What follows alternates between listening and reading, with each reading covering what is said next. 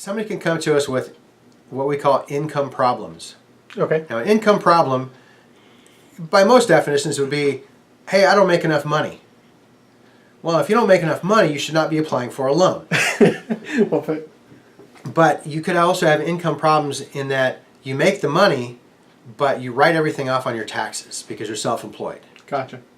And in those cases, maybe we get bank statements to show what they're depositing in the bank and make a determination of how much of that is actually usable as income. Sure. For example, if somebody's a contractor and you're seeing what their deposits are into their business account, well, you cannot take 100% of those deposits because they're going to have pretty high expenses in relation to the amount that they're making. Right.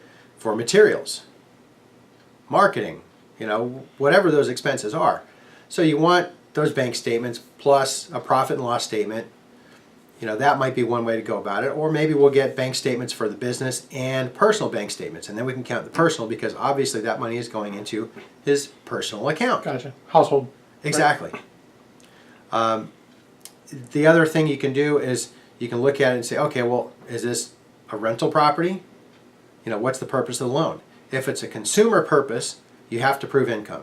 Consumer purpose means it's either owner-occupied, or even if it's non-owner occupied, they're pulling money out for personal use. To pay taxes, pay their bills, go on Okay. vacation, buy a car. Anything that's personal use would be considered a consumer use. Okay.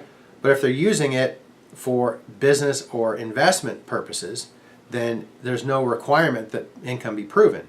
Oh, okay. We still want to see that they can afford it, but we're not worried so much about those taxes.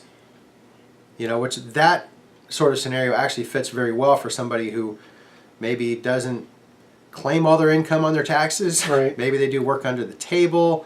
They have that second job. Maybe they work for a contractor, and then on weekends they do roofing on their own. Right.